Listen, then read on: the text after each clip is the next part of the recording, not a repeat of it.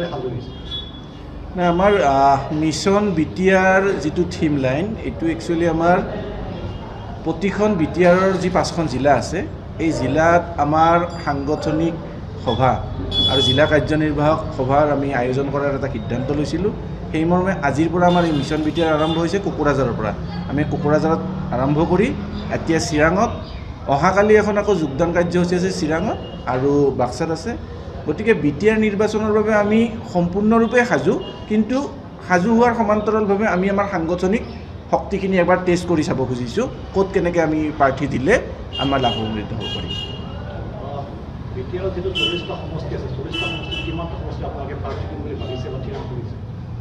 যিহেতু আপোনালোকক ক'লোঁ যে আজিৰ পৰা একচুৱেলি আমি মিছন বিটিআৰ আৰম্ভ কৰিছোঁ, তো আমাৰ সাংগঠনিক শক্তিখিনি জিলা ভিত্তিত কোনটো সমষ্টিত কিমানখিনি শক্তি আছে সেইটো আমি প্ৰথমতে অনুধাৱন কৰিম। কিন্তু এটা কথা নিশ্চিত, বিজেপিক প্ৰতিহত কৰাৰ স্বাৰ্থত বিজেপিয়ে যিবোৰ সমষ্টিত তেওঁলোকে প্ৰাৰ্থিত্ব আগবঢ়াব, তেওঁলোকক প্ৰতিহত কৰাৰ স্বাৰ্থত আমাৰ প্ৰাৰ্থিত্ব থাকিব তৃণমূল কংগ্ৰেছৰ তৰফৰ। আপোনালোকে কাৰোবাৰ লগত কিবা নিৰ্বাচনী বুজা-পৰা কৰিব নেকি?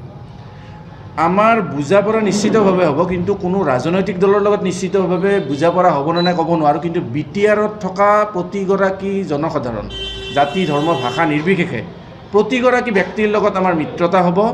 আমি তেওঁলোকৰ লগত এলায়েন্স কৰিম, তেওঁলোকৰ মনৰ আশাবিলাক পূৰণ কৰাৰ স্বাৰ্থত সৰ্বভাৰতীয় তৃণমূল কংগ্ৰেছ দলে কাম কৰিম। কালি এখন সংবাদমেলত অসম চৰকাৰৰ কেবিনেট মন্ত্ৰী জয়ন্ত বৰুৱাই এগৰাকী সাংবাদিকক তল খাপৰ বুলি কৈ যে তোমালোক কথা নাপাতো, মালিকক আহিব মালিকক কথা পাতো। সংবাদ গণতন্ত্ৰৰ চতুৰ্থ স্তম্ভ সাংবাদিকসকল বা সংবাদ মাধ্যম তাচ্ছিল্য কৰিছিলে। আজি তেখেতে প্ৰেছ মিট দি ক্ষমা খোজনে যে মন্ত্ৰী পীযুষ হাজৰিকাই ক্ষমা খুজিছে। প্ৰেছ মিট দিব আওপকে ক্ষমা খোজে নে আওপকে হৈছে শব্দৰ ভুল হৈছে, প্ৰয়োগ কৰা ভুল হৈছে। গতিকে এজন কেবিনেট মন্ত্ৰীৰ এই ধৰণৰ কথা বতৰা কি ক'ব? একেবাৰে গৰিহণাৰ যোগ্য। তাৰ সমান্তৰালভাৱে মুখ্যমন্ত্ৰী মহোদয়, তেওঁলোকৰ দলৰ সভাপতি, অন্য এজন কেবিনেট সতীৰ্থই এই গোটেই ঘটনাক যি ধৰণে কৈছে, মোৰ বোধেৰে তাতকৈ আৰু লজ্জাজনক কথা একো নাই। সেইটোৱে মানে চতুৰ্থ স্তম্ভক তেওঁ যিটো আক্ৰমণ কৰিছিলে, যি নিচাত্মক শব্দ কৈ তেওঁ আক্ৰমণ কৰিছিলে, ইয়াতে কোনো সৰু ডাঙৰ বুলি কথা নাই। সাংবাদিক তেওঁ যি ধৰণৰ উদ্ধতালি কৰি পেলাই যোৱাকালি কথাখিনি কৈছিলে, তাৰ প্ৰত্যুত্তৰ মোৰ বোধেৰে মাননীয় মুখ্যমন্ত্ৰী মহোদয়, তেওঁলোকৰ দলৰ সভাপতি আৰু কেবিনেট সতীৰ্থই যিখিনি কথা কৈছে তাতেই গোটেই বস্তুখিনি লুকাই আছে। আৰু আমি দলৰ ফালৰ পৰা সাংঘাতিক ধৰণে গৰিহণা দিছোঁ কথা। বিগত সময়ছোৱাত BPF আৰু UPPL দুয়োটা দলেই বিটিআৰৰ ৰাজনৈতিক ক্ষমতাটো হস্তগত কৰিছিলে।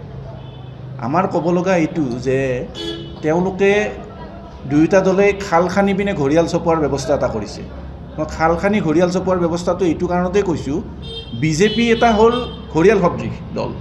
তেওঁলোকে দেশৰ সৰু সৰু যিবিলাক আঞ্চলিক দল আছে, আঞ্চলিক ৰাজনৈতিক দল আছে, এইবিলাকক গ্ৰাস কৰি পিনে নিশেষ কৰাৰ মূলতেই হৈছে বিজেপি দল।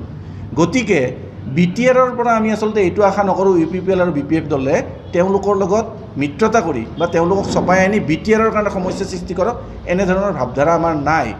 আৰু বিগত সময়ছোৱাত আমি দেখিছোঁ মুখ্যমন্ত্ৰীগৰাকীয়ে বাৰে বাৰে কৈছে যে আমাৰ কোনো দলৰ লগত মিত্ৰতা নহয়, কিন্তু দুৰ্ভাগ্যজনকভাৱে UPPL দলৰ মুৰব্বী প্ৰমোদ বড়োৱে বাৰে বাৰে তেখেতসকলৰ ভৰিত ধৰি পিনে হ'লে যেনেকৈ হ'লেও মিত্ৰতাটো যাতে কৰিব পাৰে, আৰু ইফালে BPF দলে কেনেকৈনো মিত্ৰতাটো ৰাখিব পাৰি এইটো ব্যৱস্থাহে কৰি আছে।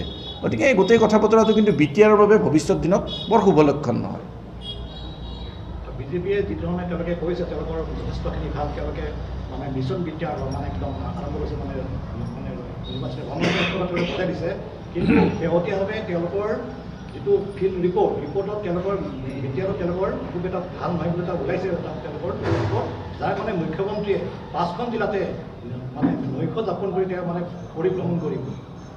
সঁচা কথা ক'ব গ'লে বিজেপিৰ যিটো আচল চৰিত্ৰ, এই চৰিত্ৰটো পলমকৈ হ'লেও ৰাজ্যৰ প্ৰতিটো জাতি জনগোষ্ঠীয়ে বুজি পাইছে। এতিয়া বিটিআৰৰ মানুহে ভালদৰে উপলব্ধি কৰিছে যে বিজেপিয়ে অকল মানুহক ললিপপ দেখুৱাই পিনে, ভুল দেখুৱাই মেলি পিনে তেওঁলোকে ক্ষমতাটো হস্তান্তৰ কৰে, কিন্তু প্ৰকৃতাৰ্থত তেওঁলোকে কোনো জাতি জনগোষ্ঠীৰ সমস্যা সমাধান কৰাত মুঠেই ইচ্ছুক নহয়। সেয়েহে বিজেপিও বুজি পাইছে যে এইবাৰ বিটিআৰ নিৰ্বাচন তেওঁলোকৰ কাৰণে সহজ নহ'ব। সেয়েহে মুখ্যমন্ত্ৰীয়ে ইয়াতে 5 দিন নহয়, মইতো কওঁ যে গোটেই নিৰ্বাচনলৈকে থাকিলেও তেওঁলোকে এইবাৰ উচিত প্ৰত্যুত্তৰ পাব। যিকোনো খবৰৰ বাবে যোগাযোগ কৰক 7099017330 লগতে 7099017110 নম্বৰত।